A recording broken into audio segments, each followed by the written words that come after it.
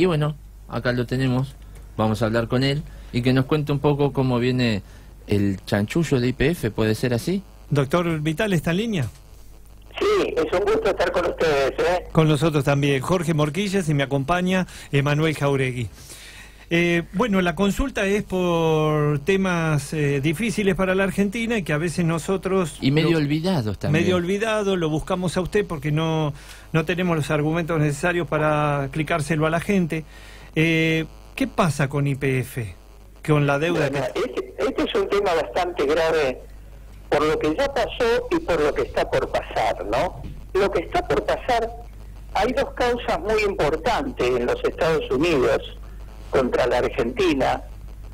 Una causa está relacionada con la venta de acciones en el año 2010 por un monto de aproximadamente no, justo 1.500 millones de dólares, en las cuales como la acción en ese momento tenía un valor en base a unos balances que la Argentina había instaurado en la Comisión de Valores de Estados Unidos y acá en la Argentina, las acciones tenían un valor. Se venden esas acciones y a los 6 meses la Comisión de Valores de Estados Unidos y los organismos que la controlan determinan que los balances no se ajustaban a la realidad.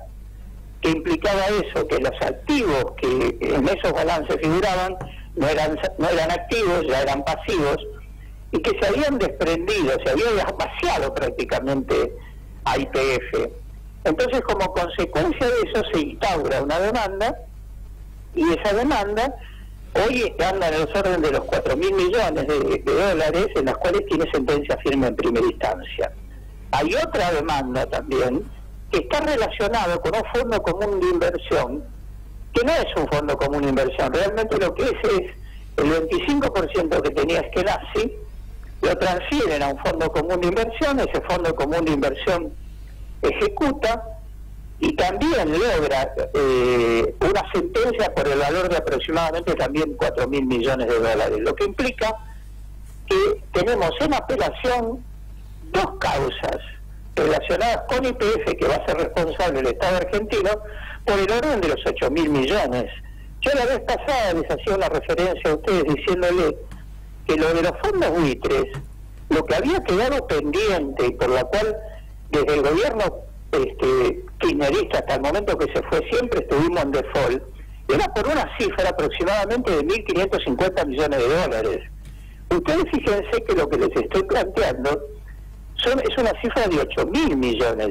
No existe en ninguna parte del mundo contra un Estado soberano una causa tan grande como la que yo les estoy expresando. Acá no tiene difusión todo esto. Yo no sé por qué no lo tiene difusión, cuando es una causa muy, muy, muy, muy grave. Esto es lo que hoy tenemos, y es la consecuencia que nosotros podemos llegar a tener en no muy largo tiempo, porque este fallo de Cámara tenía que haber salido antes del 31 de agosto del 2017. Doctor... Ya estamos en marzo, y yo creo que estamos muy próximos a que este fallo salga. Si no salen 15 o 20 días, saldrán 30 días, pero ya va a salir. Doctor, ¿puedo ser mal pensado un poco? Porque usted recién hacía una pregunta, creo que hasta un tanto retórica, de no sé por qué no se da a conocer. ¿Se acuerdan que uno de los primeros triunfos que este gobierno se adjudicó fue resolver la deuda con los fondos buitres y terminar con las deudas a nivel internacional? Y de hecho se dice que han mejorado las políticas internacionales gracias a la buena visión que tienen sobre Mauricio Macri y a lo que hizo Prat Gay en su momento. ¿No será que esto se les escapó y por eso es que no se hace tanta bandera, o porque tal vez haya alguien relacionado de este gobierno? ¿Usted qué cree? Yo creo que un poco fue la mecánica mal utilizada de este gobierno de no explicar adecuadamente cómo recibió la situación económica del país. Después, si hay algún tipo de otra relación o algo, también puede haberla. Y en eso no puedo decirlo con precisión. Lo que sí yo digo es que los medios tendrían que estar más atentos de esto.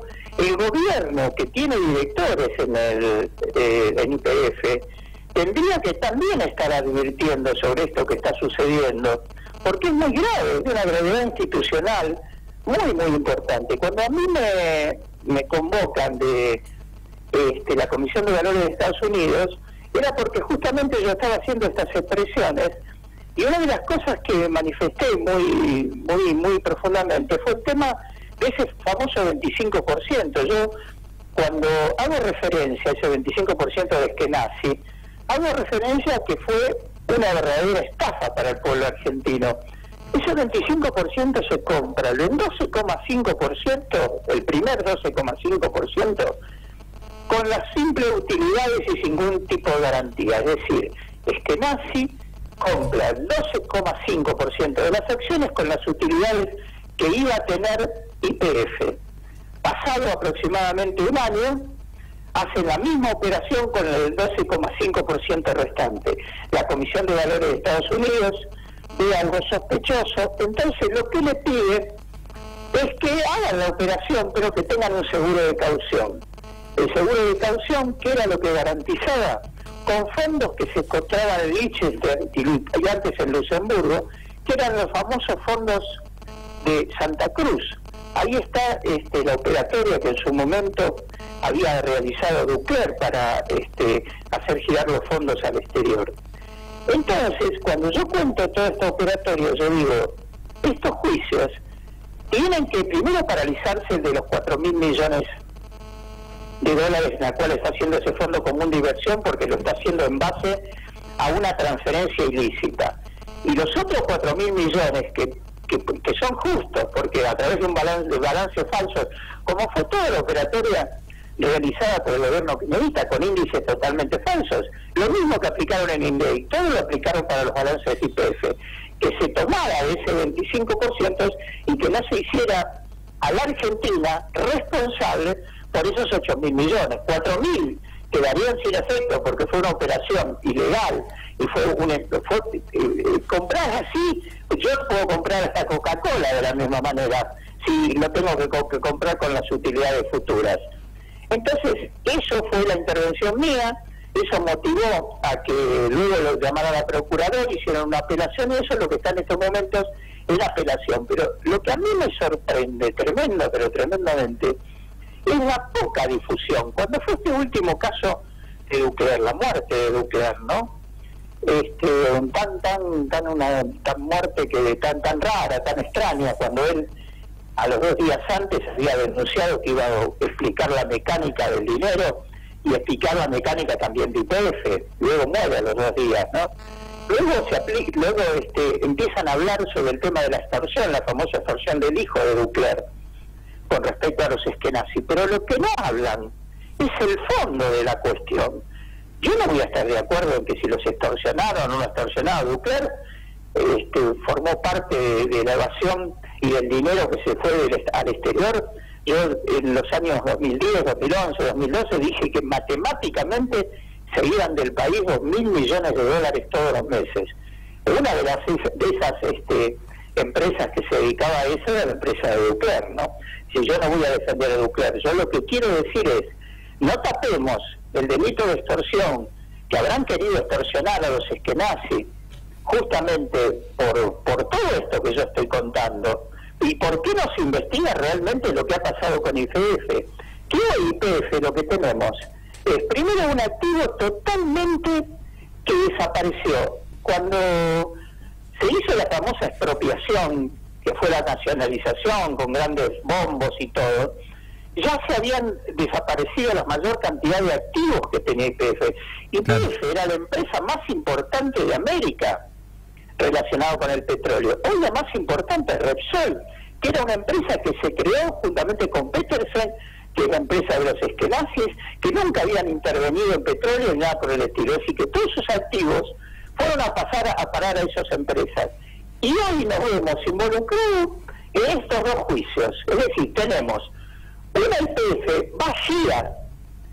Han vaciado YPF porque esa fue una forma también de sacar dinero al exterior a través de los directores con suculentos honorarios que realmente no eran los que se llevaban. Es decir, fue una forma de evasión YPF.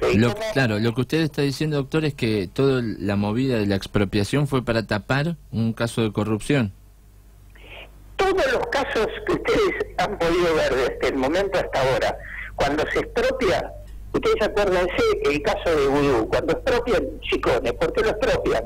Para tapar la corrupción. Cuando expropian a la Fundación de Madres de Plaza de Mayo, ¿para qué la expropian? Para querer tapar la corrupción. Lamentablemente no se puede tapar, porque ya había algunos que habíamos hecho la denuncia respectiva. Por eso con la estatización de YPF no purga todo lo que hicieron antes de la expropiación. Es decir, esa fue la mecánica utilizada por el Estado del gobierno acá en su momento, que era el paso siguiente era la expropiación en todos los casos. Lo mismo y hasta en tarjeta SUBE sucedió exactamente lo mismo.